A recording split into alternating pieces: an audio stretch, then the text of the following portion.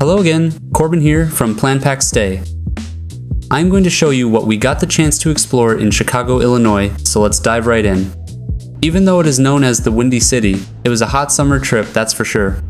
There is so much to do and see in the city that our 3-day trip just wasn't enough.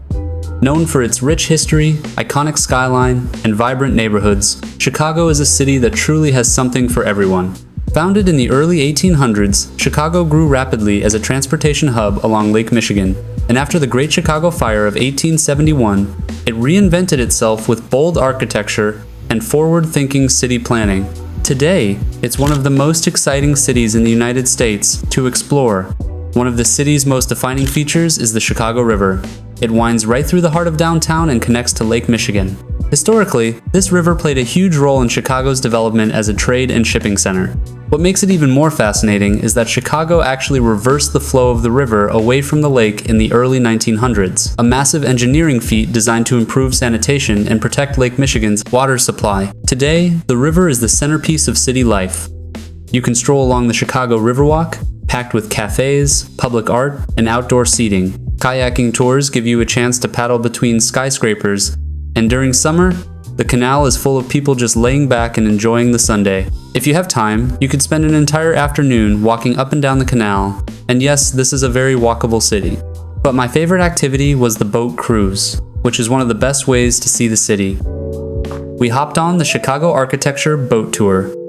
Be mindful though, if joining in summer, of the time of day and heat, because you will be baking by the time the tour ends. You'll learn how this city became the birthplace of the skyscraper and why it's home to some of the world's most iconic buildings. As you float along the river, a tour guide points out landmarks like the Wrigley Building, Marina City, those famous corncob towers and other stunning towers. They also explain how architects like Louis Sullivan and Mies van der Rohe shaped modern design. It's both relaxing and one of the most informative experiences Chicago has to offer. Chicago has a strong boating culture beyond the river too. On Lake Michigan, you'll see everything from sailboats to party yachts filling the harbor during the summer months. Locals really embrace the lake as their backyard playground, hosting gatherings on the water, watching fireworks from their decks, or just enjoying a sunset cruise. And if boats aren't your thing, Chicago's beaches stretch for about 26 miles along Lake Michigan. This beach is legit. Lake Michigan is so large, you cannot even see land across the horizon. We stopped at the Ohio Street Beachfront, which had plenty of space, volleyball, food shacks, and umbrellas with chairs to offer. You can swim until 11 p.m., there are lifeguards on duty, or even bike along the lakefront trail and rent jet skis. Check out North Avenue Beach, a more lively scene, or a quieter spot like Montrose Beach as well. As you approach the northern end of the beaches, stop at Northalsted, also known as Boystown, the first officially recognized gay neighborhood in the United States. It's full of energy and packed with LGBTQ+ friendly bars, nightclubs, and restaurants. At night, it transforms into one of the best nightlife districts in the city, where we were able to stop by the infamous annual Market Days outdoor event. Northalsted is a welcoming and vibrant part of the city worth exploring. Of course, no trip to Chicago is complete without visiting Navy Pier. Originally built in 1916 as a shipping and recreation facility, it's now one of the city's top attractions. The pier stretches over a half-mile into Lake Michigan and offers activities for all ages, boat rides, live music, art exhibits, and family-friendly dining.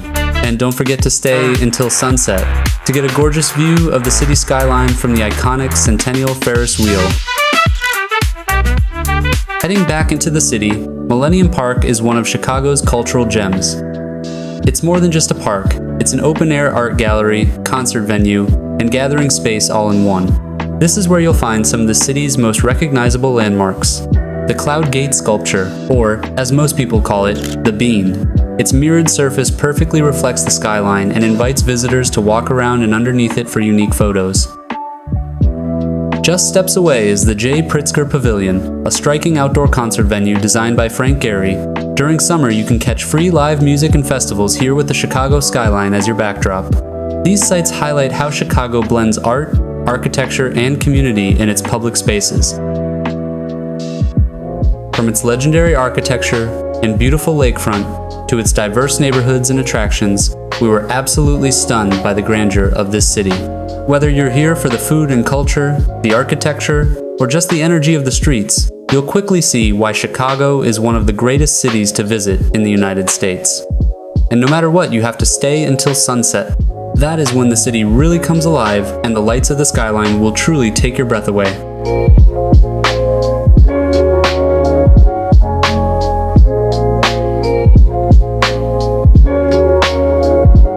Thank you for watching, and we will see you on the next adventure.